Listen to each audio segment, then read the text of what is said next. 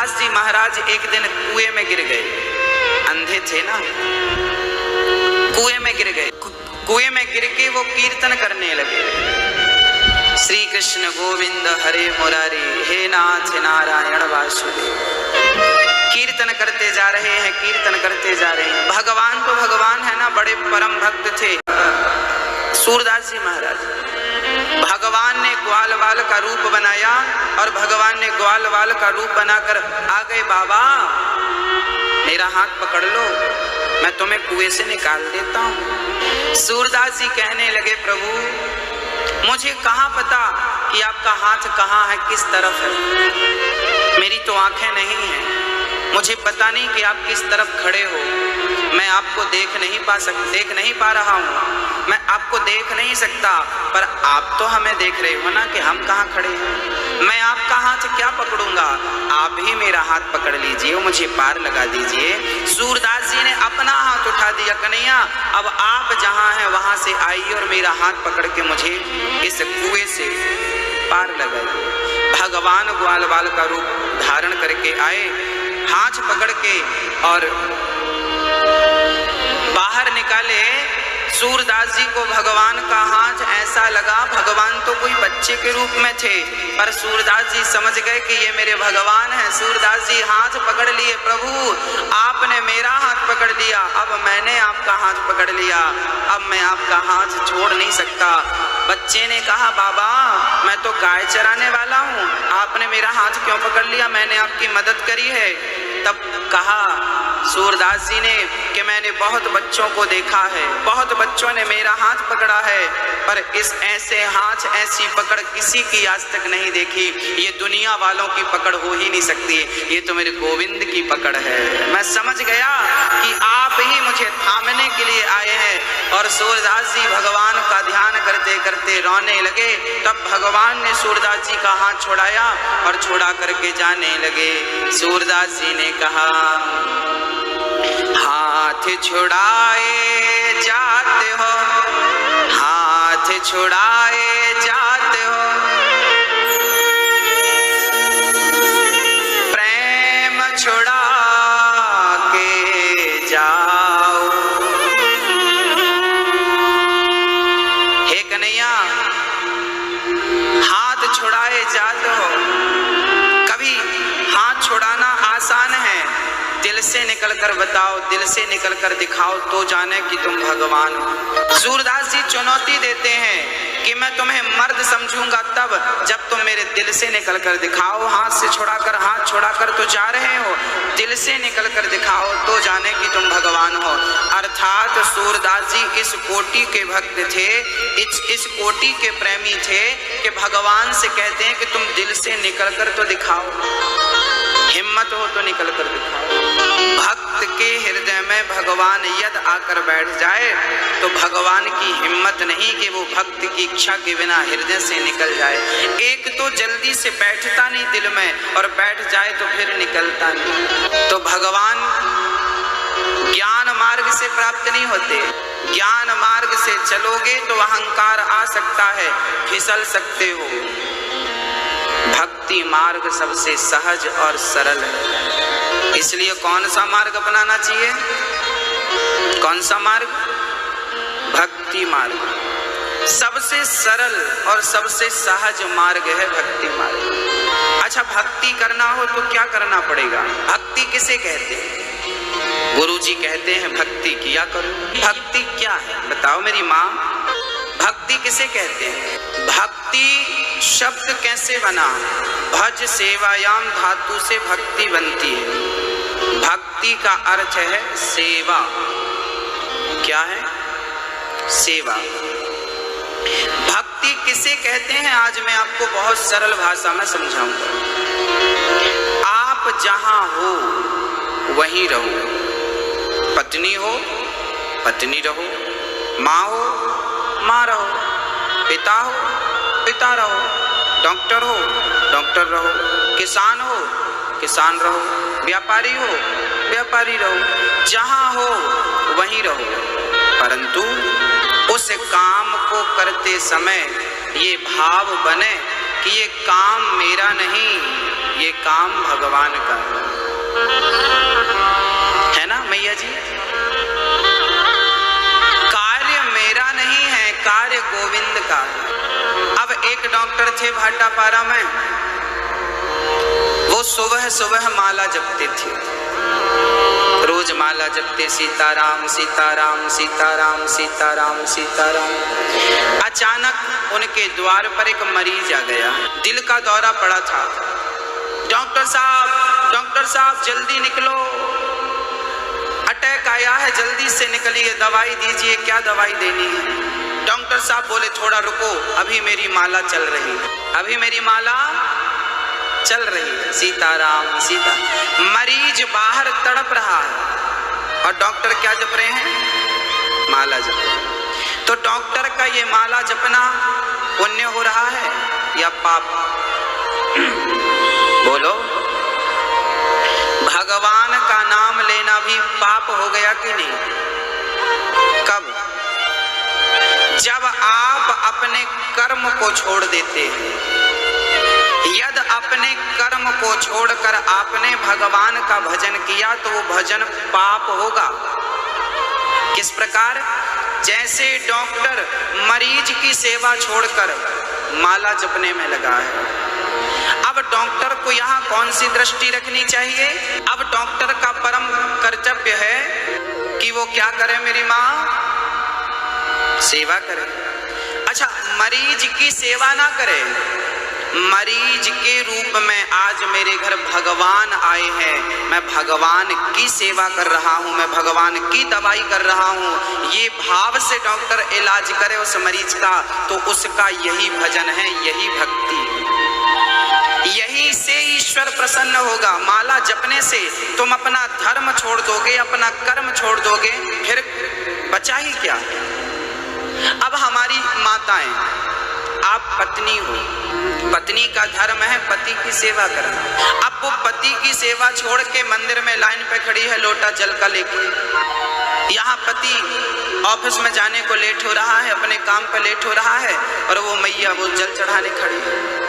ये क्या हो रहा है? ये पाप हो रहा है। एक बेटा अपने माँ बाप की सेवा नहीं करता और पत्नी को लेकर के कहीं कुल्लू मनाली जा रहा है, कहीं कश्मीर जा रहा है, कहीं यहाँ जा रहा है, पत्नी को बढ़िया रबड़ी खिला रहा है और माँ को बासी रोटी भी नसीब नहीं हो रही है, तो बेटे क्या कर रहा है? अब वो बेटा बोला अपने बच्चों को लेकर, अपनी पत्नी को लेकर, चलो आज वैष्णव देवी चलते हैं, जय वैष्णव देवी, जय वैष्णव देवी जय। यहाँ तुम्हारी वैष्णव देवी भूखी मर रही, सगी वैष्णव देवी तुम्हारी माँ, और तुम वहां गए हो। ये तुमने क्या किया? ये तुमने पाप किया। जब तक माँ बाप जिंदा होते हैं तब तक बच्चों को तीर्थ करने का अधिकार नहीं होता। कान खोल के सुन लीजिए, बहू और बेटा, जब तक तुम्हारी माँ जिंदा है, बाप जिंदा है, तो तुम्हारा तीर्थ कब सफल होगा? जब माँ बाप को लेकर जाओगे। मैं नहीं आ रहा हूँ प्रभु आपके दर, मैं तो माँ बाप की सेवा करने के लिए आ रहा हूँ, आपके दर पर सेवा करने के लिए। फिर वो तीर्थ करने से तुम्हें क्या मिलेगा? फल मिलेगा। श्रवण का नाम सुना होगा, कंधे पर बिठाकर माँ बाप को। आजकल के नौजवान बच्चे माँ को छोड़ करके वो तीर्थ यात्रा में जाते हैं। अभी देखा होगा आपने, नवरात्रि आने दो, सारे लोग, अभी कावड़ यात्रा होती है, सावन भर कावड़ यात्रा चलती है, जवान जवान भाई जल लेके जाते हैं। अच्छी बात है, बुरा कुछ नहीं है। ये सब करते हुए भी तुम अगर माँ की सेवा करते हो तो इसमें बुरा क्या है? ये भी करो, मैं ये मना नहीं करता, चारों धाम करो, पर माँ के साथ करो तो क्या नुकसान है? माँ बाप को आगे करके करो तो क्या नुकसान है? माँ प्यासी मर रही और तुम कावड़ यात्रा में निकल गए, तो भक्ति का स्वरूप क्या है? भक्ति का स्वरूप क्या है बताइए? सेवा। भक्ति का स्वरूप है सेवा। भगवान का भजन करने से भगवान खुश नहीं होता। बैठे तुम सिर हिला रहे हो, सीताराम सीताराम बैठे जप रहे हो। भगवान कहते हैं कीर्तन भी करो, परंतु पहले सेवा का कर्तव्य पूरा कर लो। डॉक्टर का धर्म है मरीज की सेवा करे, पत्नी का धर्म है पति की सेवा करे, पुत्र का धर्म है माँ बाप की सेवा करे, अतिथि का धर्म, हमारा धर्म है कि हम अतिथि की सेवा, अतिथि देवो भव। पहला देवता कौन है? हमारा पहला देवता है मातृ देवो भव। माँ कौन है? शास्त्र तुमको आदेश देते हैं, तुमसे राय मशवरा नहीं लेते। शास्त्र कहते हैं मातृ देवो भव, माँ तुम्हारी भगवान है, खत्म बात। पिता तुम्हारा भगवान है और कुछ नहीं कहना। मातृ देवो भव, पितृ देवो भव, अतिथि देवो भव, आचार्य देवो भव। माँ गुरु होती, माँ भगवान होता है, पिता भगवान होता है, गुरु भगवान होता है और अतिथि भी भगवान होता है। जिस घर में पत्नी आज्ञाकारी हो, पति माँ बाप की सेवा करने वाला हो, अतिथियों को भगवान की दृष्टि से देखता हो, वो घर थोड़ी है भक्तों, वो तो स्वर्ग है। आपका सद्भाव, आपका धर्म आपको स्वर्ग की ओर ले जाता है और यहीं पर आपके स्वर्ग के दर्शन आपको हो जाएंगे अगर मेरी इन बातों से आप सहमत हो जाएं और धारण कर लें तो। एक सच घटना सुनाता हूं मैं महाराष्ट्र की। महाराष्ट्र के बेटे का नाम था कुंडलीक। महाराष्ट्र में एक पुत्र हुआ, नाम था कुंडलीक। एक ही बेटा था अपने माँ बाप का। माँ बाप बड़ा प्रेम करते थे, बेटा बेटा बेटा बेटा बेटा। बेटा बड़ा हुआ, शादी हो गई। शादी के बाद पत्नी अलग प्रकार की आ गई। सास ससुर की सेवा ही नहीं करना। अपने पति को अपने प्रेम का ऐसा जादू डाला कि बेटा भी बिगड़ गया। अब वो भी अपने माँ बाप को देखता नहीं। अब बेटे के व्यवहार से माँ बाप आहत रहने लगे, दुखी रहने लगे। माँ बाप को लगा कि बेटा बहू अब खुश रहें, हम घर छोड़ देते। क्या करेंगे? जिस घर में आदर ना हो, सम्मान ना हो, उस घर में रहने से क्या फायदा। माँ बाप ने विचार किया कि अब हमें घर छोड़ के तीर्थ यात्रा पे जाना चाहिए। माँ बाप दोनों अपने बेटे से कहते हैं, बेटा तुम खुश रहना, बहू का बड़ा ख्याल रखना, अब हम जा रहे हैं। बेटा बोला, माँ कब आओगी? बेटा अब उम्मीद मत करना, अब हम सदा सदा के लिए घर से निकल रहे हैं। बेटा कहने लगा, माँ घर पे रहो। बहू ने बुलाया, क्यों कह रहे हो घर पे रहो? जाने तो बुढ़ापा आ गया, क्या करेंगे घर पे? पर सुनो, तुम्हारी माँ ने अभी तक वो हार नहीं दिया हमें जो उनके पास था। कहाँ रखा तुम्हारी माँ ने छिपा कर?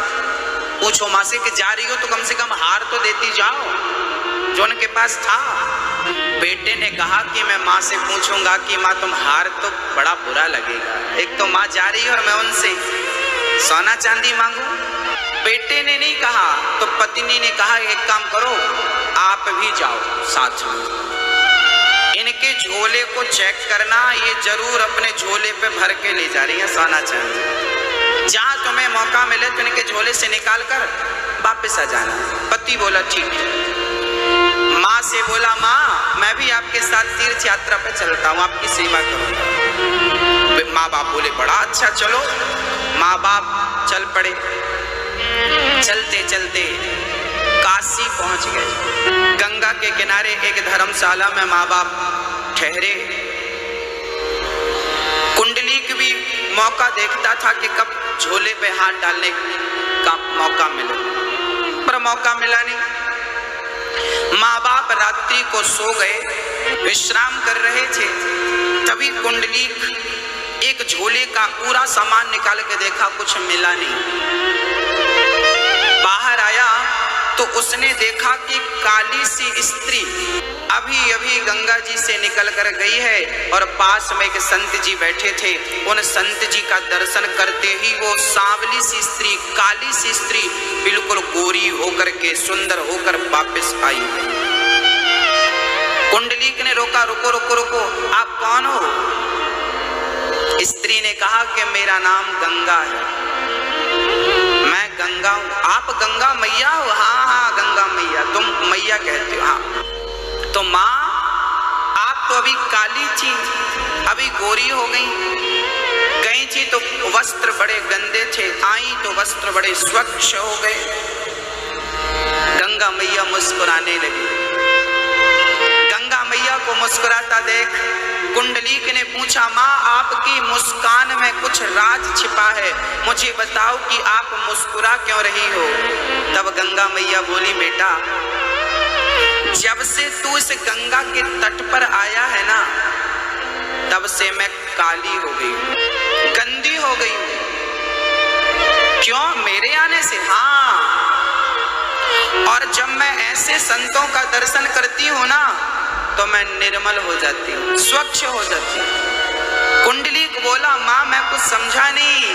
तब गंगा मैया ने कहा कि तुम जैसे बेटे जो अपने माँ बाप की जासूसी करते करते यहाँ तक आ गए, जो अपने माँ बाप की सेवा करने की जगह माँ बाप पर शक करते हैं, जासूसी करते हैं, तुम जैसे बेटा जब गंगा में स्नान करते हैं ना, तो मैं गंदी हो जाया करती हूँ, मैं गंदी हो जाती हूँ। तुम जैसे नालायक बेटे जब गंगा में पांव रखते हैं तो मैं गंदी हो जाती हूँ, और ऐसे तपस्वी संत का दर्शन करती हूँ तो मैं निर्मल हो जाती हूँ। इस कहानी से हमें यह शिक्षा मिली कि तुमने अगर माँ बाप को छोड़कर गंगा स्नान किया है तो तुम्हें देखकर गंगा थर थर कांपने लगी है कि ये पापी स्नान करेगा तो मुझे गंदा कर दे। गंगा मैली हो गई, राम तेरी गंगा मैली हो गई, पापियों के पाप धोते धोते। पापी कौन?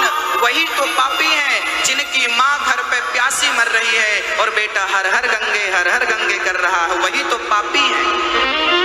पापी कौन है?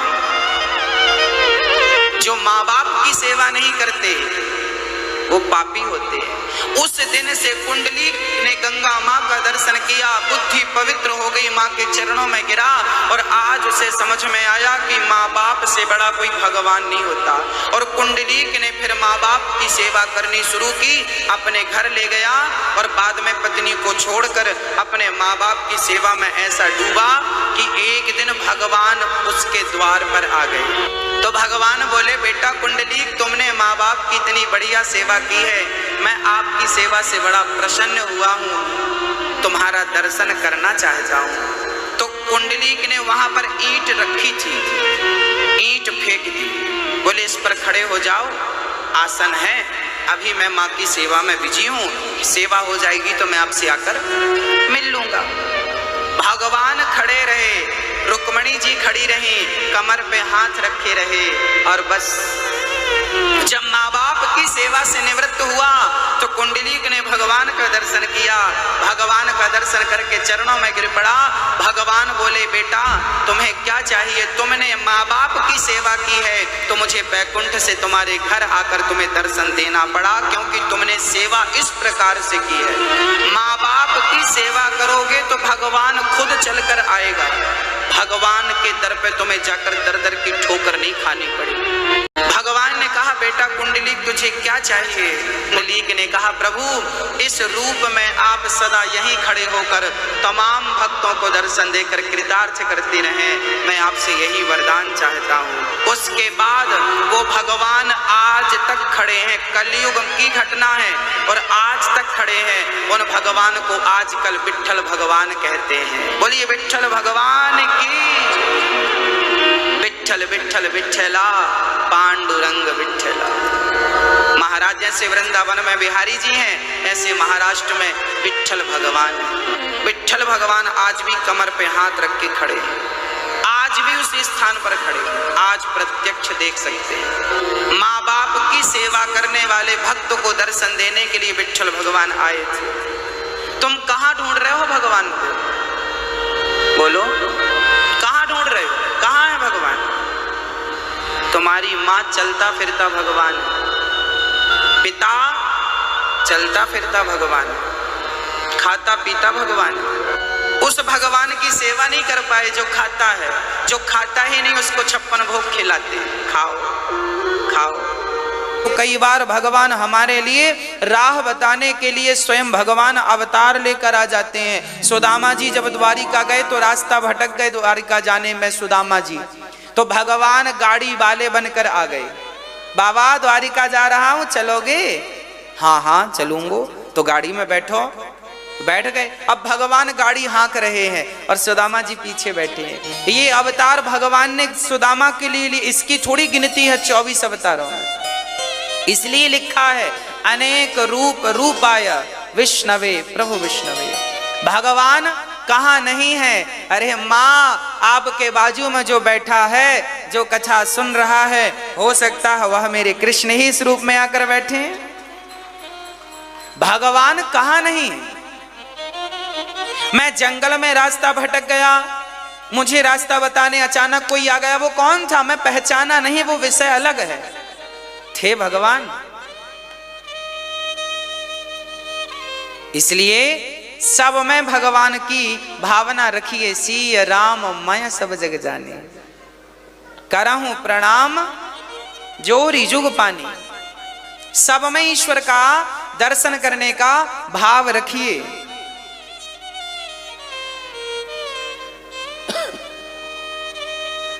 प्रिय भक्तों, भगवान ने पहला अवतार सनकादियों का लिया, फिर 12 भगवान, फिर तीसरा नारद जी, फिर नर नारायण, फिर कपिल देव जी, छठवां दत्तात्रेय जी, 7वां यज्ञ भगवान, 8वां ऋषभ देव जी। नारायण नारद हरि कपिल देव श्री राम, हंस हयग्रीव मोहिनी दत्तात्रेय सुखधाम। नरसिंह वामन व्यास जी, ऋषभ देव कौमार, यज्ञ पुरुष धनवंतरी, बुद्धि कल्कि अवतार। प्रचुराजा वारह पुनि कृष्ण चंद्र भगवान, परशुराम मत्स्य कमठ पद्म पुराण प्रमाण। नमस्कार कर जोड़ कर निस दिन बारंबार, वास करो मेरे हृदय में 24 अवतार। भगवान के 24 अवतार केवल इसलिए हैं ताकि एक भी अवतार में आपका मन लग जाए तो काम बन जाए। भाई पालक की सब्जी और मेथी की सब्जी और ऐसी कितनी सब्जियां हैं, भतुए की सब्जी तो चने की सब्जी तो सरसों की साग। अब कोई कहे साहब हमें पालक अच्छी नहीं लगती, अरे अच्छी नहीं लगती तो मेथी खा लो। अब मेथी अच्छी है, सरसों का साग खा लो, सरसों का साग तो भतुए की साग खा लो। नहीं साहब साग, चलो भाई फिर गोभी खाओ, गोभी आलू टमाटर खाओ।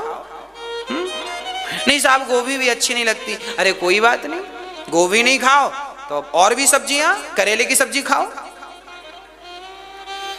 आपको जो अच्छा लगे वो खाओ, पर खाओ, खाने से शरीर स्वस्थ रहेगा, खाओ।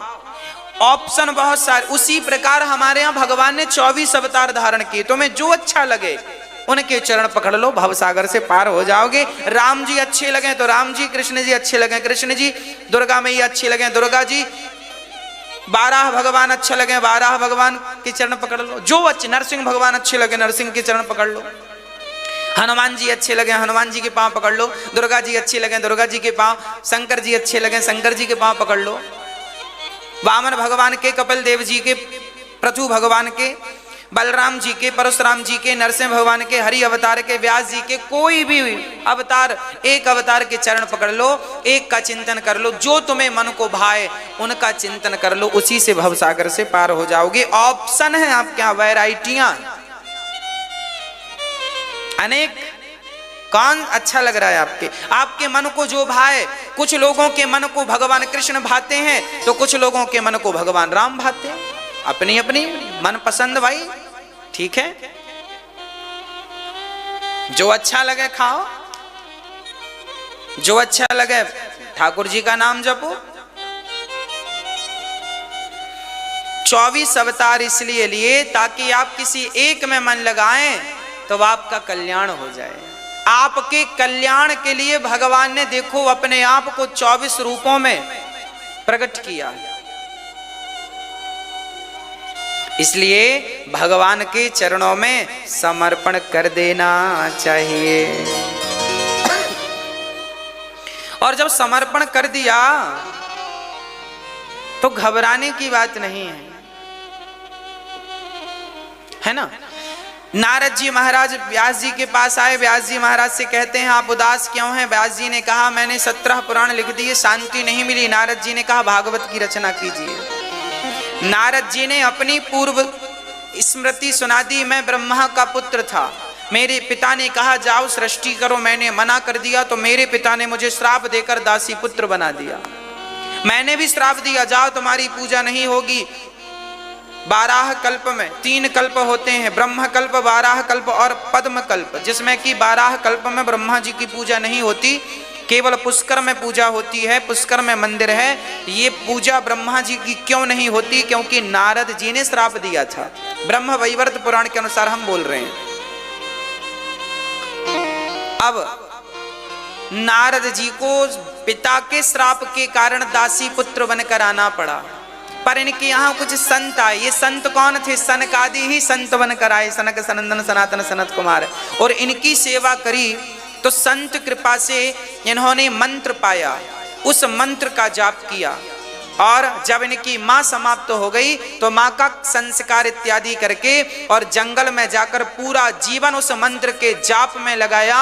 उस मंत्र की उपासना करने से, भगवान नाम का आश्रय लेने से परिणाम यह हुआ कि नारद जी अगले जन्म में पुनः ब्रह्मा के पुत्र बन करके भगवान के दर्शन कर पाए। अब भगवान के नित्य धाम को जाना आना उन्होंने चालू रखा केवल मंत्र जाप के कारण।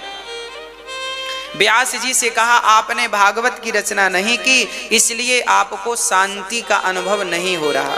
तब व्यास जी ने भागवत की रचना की। अच्छा, भागवत की रचना की व्यास जी ने। कहाँ से लिखा भागवत जी? महाभारत से उन्होंने भागवत को प्रारंभ किया। व्यास जी ने महाभारत से भागवत को प्रारंभ किया।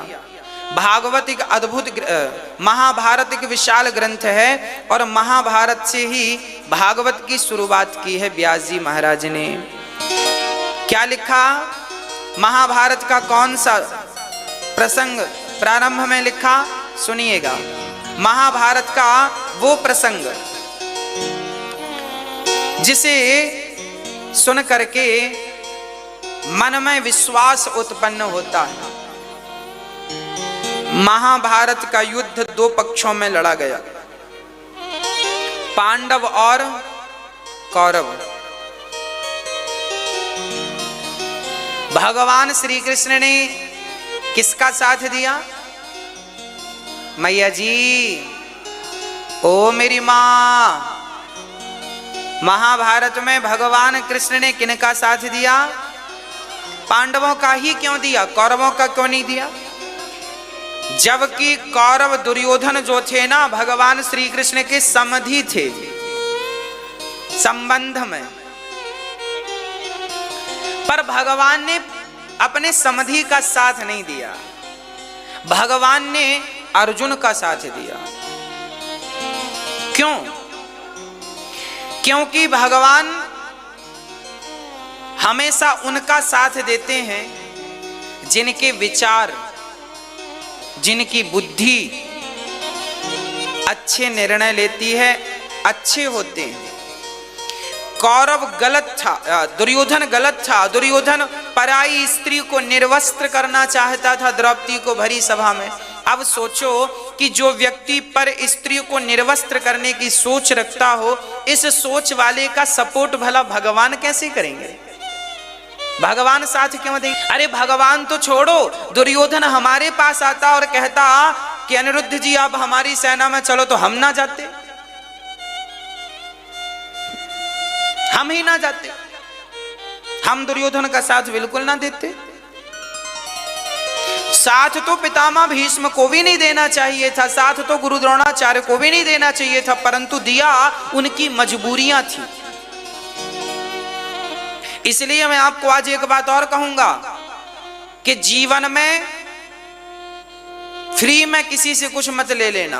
जीवन में फ्री में फ्री बोल रहा हूं, फ्री जीवन में फ्री में किसी से कुछ मत ले लेना, क्योंकि यदि आपने किसी से फ्री में कुछ ले लिया तो आप उसके अधीन हो जाएंगे, मजबूर हो जाएंगे।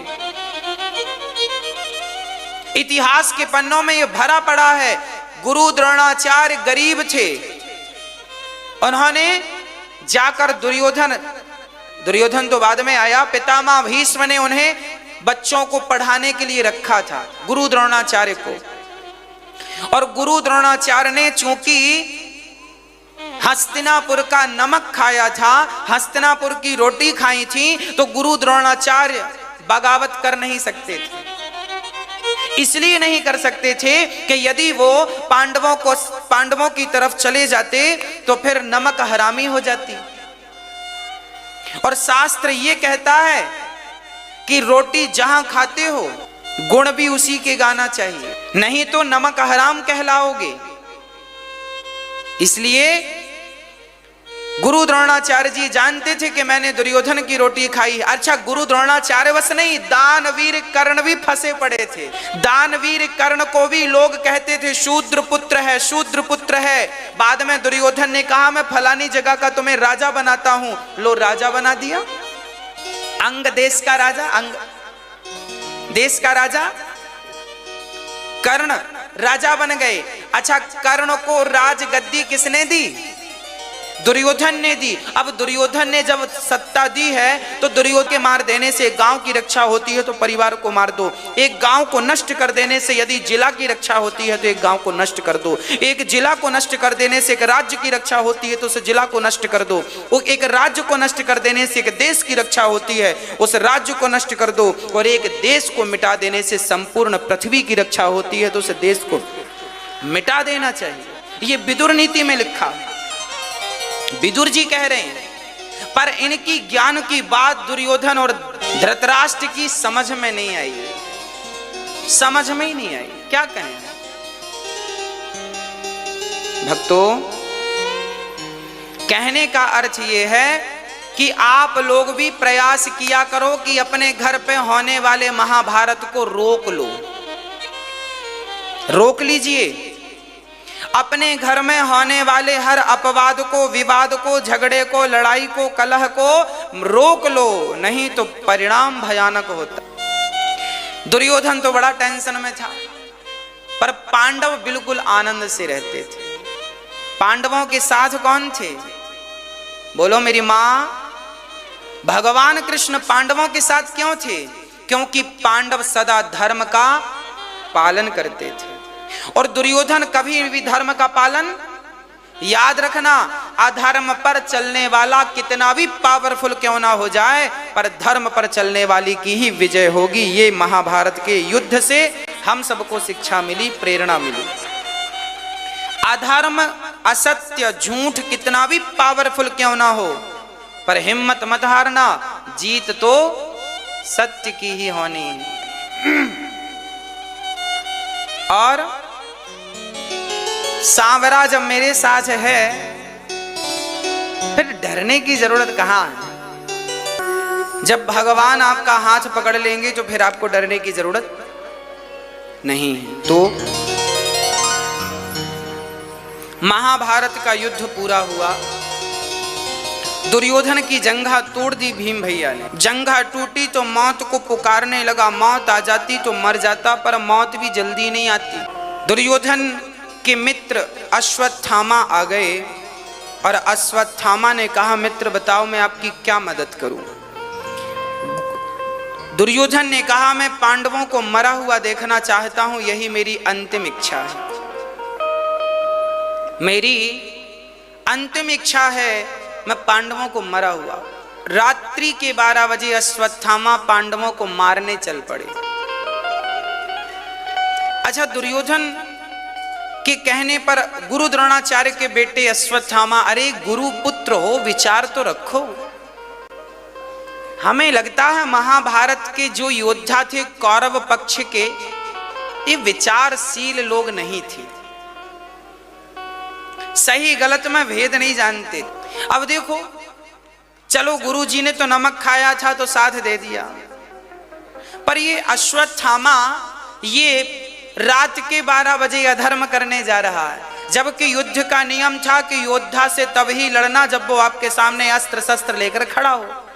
निशस्त्र योद्धा से युद्ध करना पाप है। देखो इतने बड़े ज्ञानी का बेटा है, गुरु द्रोणाचार्य के पुत्र अश्वत्थामा, क्या इन्हें धर्म का ज्ञान नहीं है? है, पर देखो जैसा करो संग वैसा चढ़े रंग। दुर्योधन का संग किया तो बुद्धि भी उसी जैसी हो गई। रात्रि के 12 बजे पांडवों को मारने अश्वत्थामा जी चल पड़े, पर संयोग देखना कि भगवान ने पांडवों को वहां से उठाकर दूसरी जगह सुला दिया। खाली बिस्तर पर द्रौपदी के 5 बेटे आकर के सो गए। द्रौपदी के 5 बच्चे जब आकर सोए, 5 पतियों से एक एक बेटा था। उन 5 का सिर अश्वत्थामा ने काट लिया बड़ी निर्दयता से, और चल पड़ा। दुर्योधन देखो मैंने पांडवों को मार दिया। ध्यान से देखा तो वो पांडव नहीं, पांडव पुत्र थे। दुर्योधन पहले प्रसन्न हुआ कि पांडव मर गए, बाद में दुख हुआ कि ये पांडव नहीं पांडव पुत्र हैं। उसी क्षण इनकी मृत्यु हो गई। दुर्योधन ने बचपन में संत ने श्राप दिया था, तू पहले प्रसन्न होगा बाद में दुखी होगा, उसी क्षण तेरी मृत्यु हो जाएगी। ये छोटा था तब साधु संतों के भगवान उठा उठा करके नदी में फेंक देता था, और बाद में जब संत शिकायत करते पितामह भीष्म से, देखो बच्चे ने क्या किया, हमारे भगवान फेंक दिए, तो दुर्योधन पहले तो हंसता, बाबा जी के संग तुम्हारे भगवान फेंक दिए। बाद में जब शिकायत करते तो रोने लग जाता, ऐसा रोता कि इसने गलती की ही नहीं। संतों ने क्रोध होकर श्राप दे दिया, जा पहले सुखी होता है प्रसन्न होता, बाद में दुखी होता, जा जब तू आज के बाद अब की बार कभी तू हंसा और हंसते ही रोया, उसी क्षण तेरी मृत्यु हो जाएगी। तब से दुर्योधन सावधान हो गया था, एक संग दोनों काम नहीं करता था, पर आज दोनों काम कर लिए उसने। पहले हंस लिया कि पांडव मारे गए, बाद में ध्यान से देखा वो पांडव पुत्र थे, उसी क्षण वो रोया कि मेरे तो पूरा वंश नष्ट कर दिया तुमने, उसी क्षण उसकी मृत्यु हो गई। द्रौपदी सुबह रोई, देखी मेरे बेटे उठे नहीं, जाकर देखा मरे पड़े थे। चल पड़ी द्रौपदी, अर्जुन आए, देवी क्या हुआ, बच्चों को अश्वत्थामा ने मार दिया। चरणों में गिर पड़ी द्रौपदी, कन्हैया आप मेरे 5 पतियों की रक्षा कर सकते थे, क्या इन 5 बच्चों की रक्षा नहीं कर सकते थे? कर सकते थे ना। अच्छा भगवान चाहते तो 5 बच्चों की रक्षा कर सकते थे कि नहीं? फिर क्यों नहीं किया? जो भगवान पांडवों को मरने नहीं दिए, पल पल में रक्षा किए। अच्छा दुर्योधन जो अर्जुन जी थे, अर्जुन के वश का महाभारत नहीं था। महाभारत का युद्ध जब पूरा हुआ था, जानते हो, जब पूरा युद्ध हो गया तो भगवान ने अर्जुन से कहा अब रथ से उतरकर मेरे पास आओ। जैसे ही अर्जुन ने रथ से उतरकर भगवान की शरणागति ग्रहण की, उस रथ पर आग लग गई, विस्फोट हुआ, आकाश में गया, वो टुकड़े टुकड़े होकर धराशायी हो गया वो रथ और जलने लगा। अर्जुन ने बाण निकाले, गांडीव निकाला, प्रभु मेरा दुश्मन जिंदा है। भगवान बोले कोई दुश्मन जिंदा नहीं है। तो फिर ये रथ को किसने उड़ा दिया? भगवान बोले अर्जुन ये तुम्हारा जो रथ है ना, ये तो महाभारत युद्ध के पहले दिन ही जल गया था, पर आपके रथ पर हम और झंडे पर हनुमान जी बैठे थे, तो आपके रथ का बाल भी मां का नहीं होने दिया। अब युद्ध पूरा हुआ है तो हम भी उतर कर आए और हनुमान जी भी उतर कर चले गए, तो रथ आग के हवाले हो गया। अभी तक जीवित था तो भगवत कृपा से जीवित था, ये तुम्हारे और हमारे बल के कारण जीवित नहीं था। आपको क्या लगता है आप जीवित हैं किसके लिए? किसके बल से जीवित हैं? अरे भाई भगवान के बल से जीवित है। भगवान श्री कृष्ण ने अर्जुन को महाभारत में, देखिए अर्जुन के वश का महाभारत नहीं था, दानवीर कर्ण के बाणों का सामना अर्जुन नहीं कर पाते थे और नहीं कर पाते। हां, क्या बताएं आपसे, महाभारत में पितामह भीष्म के बाणों का सामना क्या अर्जुन कर पाते? यदि अर्जुन कर ही पाते तो भगवान को रथ का पहिया लेके क्यों दौड़ना पड़ता? जब उन्होंने बाणों की बौछार की तो भगवान ने गुस्से में कहा, अब मैं छोड़ूंगा नहीं, आपने मेरे भक्त का यदि बाल विवाह का किया, छोड़ूंगा नहीं। दौड़ पड़े थे भगवान अपनी प्रतिज्ञा को तोड़ करके। इसका तात्पर्य यह है कि सामने से आने वाले बाणों का तोड़ अर्जुन के पास नहीं था। अर्जुन के पास बाणों का तोड़ तो नहीं था, पर अर्जुन के पास तो स्वयं भगवान कृष्ण थे, इसलिए वो महाभारत जीत गए।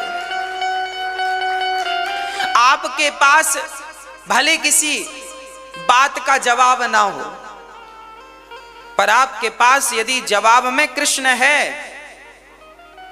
कैसे? जैसे आपने किसी से, आपको किसी ने गाली दी तो आप जवाब में उसे गालियां मत दो, आप जवाब में ये कहो, मेरे कृष्ण मेरे साथ हैं, तुम देते रहो गाली। बस आप बस भगवत चिंतन करिए, बदले में आप भी मत भौं भौं भौं भौं करने लग जाइए। इसके लिए मैंने बचपन में एक कथा सुनी थी, मुझे याद आ गई, सुना देता हूं, भूल जाएगी नहीं तो। एक धोबी था, कपड़े धुल रहा था, तभी एक महात्मा उस तालाब में स्नान करने चले गए। पहले लोग तालाब में ही नहाते थे, तालाब में स्नान करने चले गए। स्नान करके वो सूर्य भगवान को जल चढ़ा रहे थे। सूर्याय नमः, सूर्याय नमः, सूर्याय नमः, आदित्याय नमः, भौमाय नमः, जल चढ़ा रहे थे। तभी धोबी ने जानकर बड़ी तेजी से कपड़े कूटने चालू कर दिए। तो कपड़ों का जो गंदा जल था, बूंद, वो जा जाके महात्मा जी की अंजलि में गिर रही थी, और वो सूर्य भगवान को चढ़ा रहे थे, जल वो गंदा हो रहा था। वो जानकर मारा जा रहा है, उसकी पर्सनल कोई रही होगी बात। चलिए, अब ये बात भगवान ने देखी। भगवान ने देखा, सुदर्शन चक्र को आदेश दिया, जाओ धोबी का सिर काट लो। सुदर्शन चले। तब तक महात्मा जी की पूजा पूरी हो गई। अब महात्मा जी ने पूजा पूरी भई तो क्यों ऐसे ऐसे करके, तुझे दिखता नहीं, अंधा हो गया है? मैं जल चढ़ा रहा था, 2 मिनट तू रुक नहीं सकता? तेरा गंदा जल मेरी अंजलि में आ रहा था, और जो महात्मा जी ने डांट लगाई तो उसने भी बोला, तो इन्होंने भी बोला, तू तू मैं तू तू, दोनों तरफ से चालू हुई। तब तक सुदर्शन जी आ गए सिर काटने। अब सुदर्शन ने विचार किया, भगवान यहां तो 2 धोबी हैं, भगवान ने तो ये बताया ही नहीं किस वाले धोबी का सिर काटना, तो वापस चला गया। भगवान ने कहा सिर काट दिया धोबी का। सुदर्शन ने कहा वहां 2 धोबी थे, किस धोबी का काटना था आपने तो बताया ना। सुदर्शन को भगवान ने कहा किसी धोबी का मत काटो, उनका हिसाब किताब वहीं पूरा होगा। यदि वो महात्मा जवाब ना देते तो भगवान तुम्हारा पक्ष लेते और तुम्हारे पक्ष से भगवान उसे दंड देते। इसलिए जब कोई आपको गाली दिया करे, आपका अनादर किया करे, तो आप कह दिया करो भगवान तेरा भला करें, भगवान का चिंतन करो, आप मत जवाब दो। क्योंकि आपको कोई अपमानित करेगा तो उसको जवाब भगवान अपने हिसाब से देते रहेंगे। आपको क्या जरूरत है बोलने की? तू मैं के चक्कर में ना उलझा करो ज्यादा। भगवान है ना हमारे हिसाब किताब रखने वाले। हमें कोई गाली देगा तो क्या भगवान चुपचाप देखते रहेंगे? अपने ढंग से वो करेंगे, और हमने ही बोल दिया तो हिसाब बराबर। इसलिए जब तुझसे ना सुलझे तेरे उलझे हुए धंधे, तो भगवान के इंसाफ पे छोड़ दे ए बंदे, वही तेरी मुश्किल आसान करेगा। जो तू ना कर सका वो भगवान करेगा। भगवान बहुत अच्छा कर लेंगे सब काम, उन पर छोड़कर तो देखो। महाभारत का युद्ध अर्जुन के वश का नहीं था, पर अर्जुन ने हर बाण का उत्तर कृष्ण थे। महाभारत में जब गुरु द्रोणाचार्य मारे गए, तब दुर्योधन नहीं, अश्वत्थामा ने सुदर्शनास्त्र चला दिया था। क्या चलाया था? सुदर्शनास्त्र। महाभारत में सुदर्शनास्त्र, पूरे महाभारत में ब्रह्मास्त्र नहीं चलाया गया। बाद में इन्होंने ब्रह्मास्त्र चलाया है अर्जुन को मारने के लिए, अश्वत्थामा ने, और इन्होंने ही सुदर्शनास्त्र भी चलाया था। पूरे महाभारत में ब्रह्मास्त्र का प्रयोग नहीं किया गया था। गुरु द्रोणाचार्य ने करना चाहा था तो ब्रह्मा जी ने प्रकट होकर रोक दिया था, आप मत करना ये प्रयोग। आप ये प्रयोग किनके लिए कर रहे हैं? उन दुर्योधन को बचाने के लिए, पांडवों को मारने के लिए। यदि आपने छोड़ भी दिया ब्रह्मास्त्र तो आपका ब्रह्मास्त्र निष्फल हो जाएगा, क्योंकि आपका ब्रह्मास्त्र गलत व्यक्ति को बचाने के लिए छोड़ा जा रहा है, अधर्म की, जबकि दिव्य अस्त्रों का प्रयोग धर्म की रक्षा के लिए होना चाहिए। पर आप तो दुर्योधन जैसे अधर्मी को बचाने के लिए महा अस्त्र का प्रयोग कर रहे हैं। ब्रह्मा जी ने मना कर दिया, तब गुरु द्रोणाचार्य जी ने उस अस्त्र को शांत कर दिया था। जब गुरु द्रोणाचार्य मारे गए तब अश्वत्थामा को गुस्सा आया और इन्होंने सुदर्शनास्त्र चला दिया। सुदर्शन जब चला उसका तोड़ किसी के पास नहीं था।